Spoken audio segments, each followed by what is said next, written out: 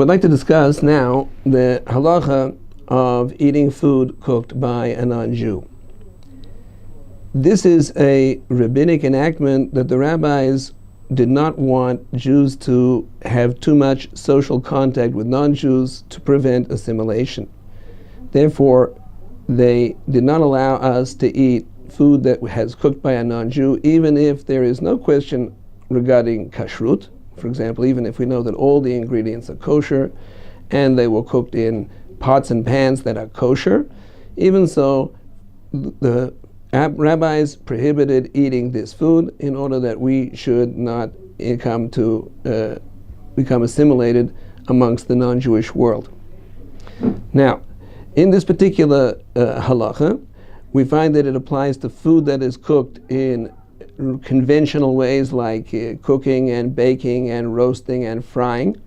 However, things which are not conventional cooking ways like smoking or pickling, so these are not included in the prohibition. So something like smoked salmon is not included, and something which is pickled, like pickles, which is not actually cooked, is also allowed.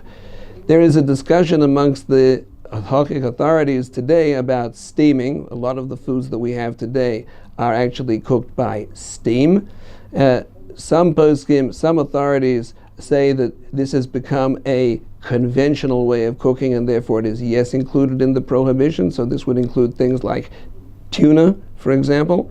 Other poskim say, like Rav Moshe Feinstein says, that no, this is not a conventional way of cooking. It's not what was included in the prohibition of the sages, and therefore this is allowed.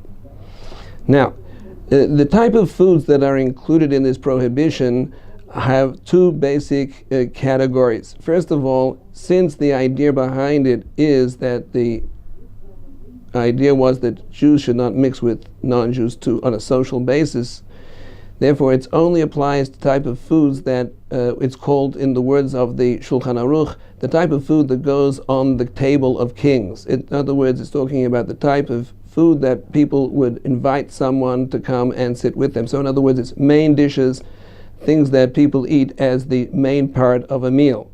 That is one of the things. So therefore, things like snacks or things that people do not normally eat at a meal, at an important, respectable meal, are not included in the prohibition. Similarly, foods that do not need to be cooked, they could be eaten raw, and people do eat them raw. For example, carrots. People eat carrots raw, people eat carrots cooked. Something which does not need to be cooked is also not included in the prohibition. So therefore we have basically two conditions for the types of foods which are included, either things which are main meal foods and things which must be eaten cooked, as opposed to things which can also be eaten raw. Something like tea and coffee, since the main ingredient in tea and coffee is the water, and water can be drunk cold, uncooked, and many people do, therefore it is allowed and is not subject to this prohibition. The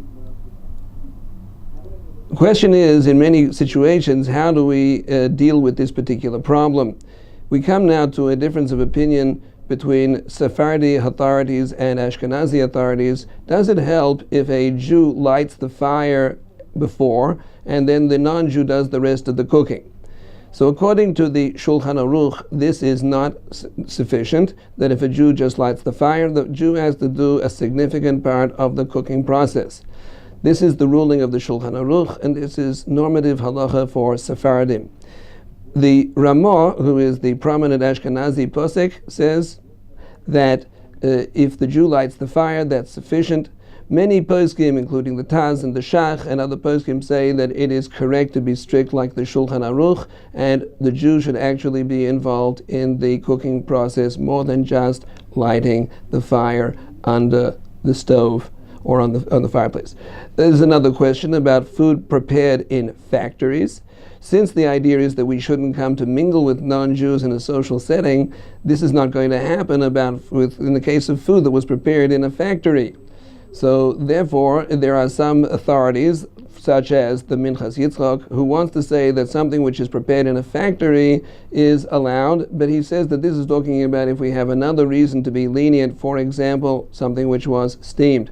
So therefore, he rules that tuna, which is steamed and prepared in a factory somewhere in Thailand, so that is okay. However, many other poskim do not accept this. They say that no distinction has been made.